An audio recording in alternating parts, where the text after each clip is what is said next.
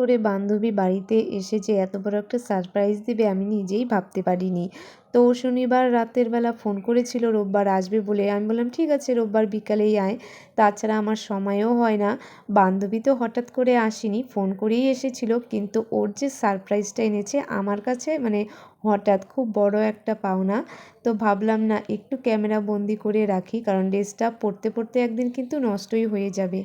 আর camera বন্দি থাকলে এটা কিন্তু সারা জীবন স্মৃতি হিসাবে থেকে যাবে।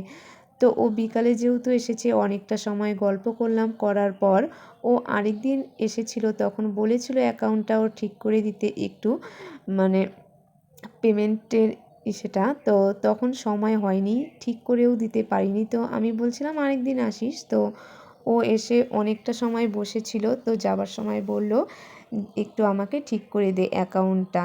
তো মানে ওর ফেসবুকের অ্যাকাউন্টটা আমি ঠিক করে দিচ্ছিলাম। তো তোমরা দেখতেই পেলে কেমন অবস্থা হয়েছিল। সবটা দেখালাম না কারণ অনেকটা বড় হয়ে যাবে।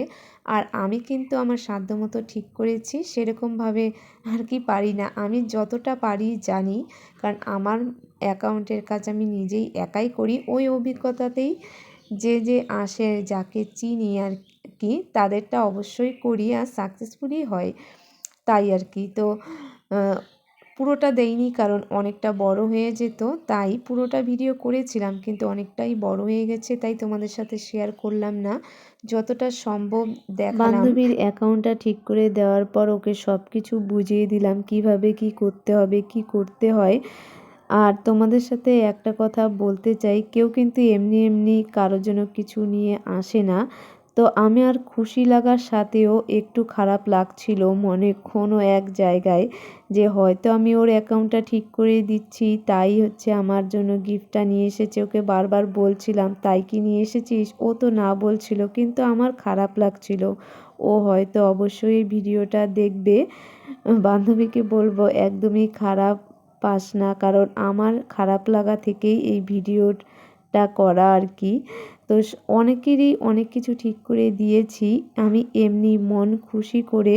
তো তোমাদেরকে বলবো এরকমভাবে কেউ গিফট এনো না, আমার নিজেরই খুব খারাপ লাগে। কিছু কিছু বলবি? অ্যাকাউন্টটা ঠিক হয়ে গেল, কেমন লাগলো? খুব ভালো লাগলো আমার।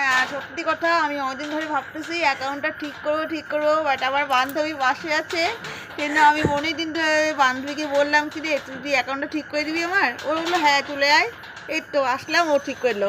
কেউ যদি ওর কাছে অ্যাকাউন্ট ঠিক করতে যাও, ও ঠিক করে দেবে। আচ্ছা, এরপরে থেকে কিন্তু আর কোনো গিফট আনবি না, হ্যাঁ? ঠিক আছে। হ্যাঁ, বন্ধু বান্ধবীদের মধ্যে কোনো গিফট আনতে হয় না, ঠিক আছে? ঠিক আছে, হ্যাঁ, কোনো প্রবলেম হলে আসতে পারিস। আর কিন্তু আমার কিন্তু গিফট চাই না, আমি সবাইকে এমনি ঠিক করে দিই, ঠিক আছে? ঠিক আছে, ঠিক আছে, ঠিক আছে, আবার আসিস। হ্যাঁ, ঠিক আছে। অনেকদিন পর দেখা হলো। বান্ধবী আসছিল, এখন চলে যাচ্ছে, আমরা রাস্তায় আছি। আর আমার জন্য একটা গিফট নিয়ে এসেছে, তোমরা তো ভিডিওতে দেখতেই পেয়েছো। ওকে বলেছি এরপরের থেকে আর কিন্তু আনতে না। তো আমি খুব খুশি হয়েছি। Bye bye. বাই বাই, বলো বাই বাই।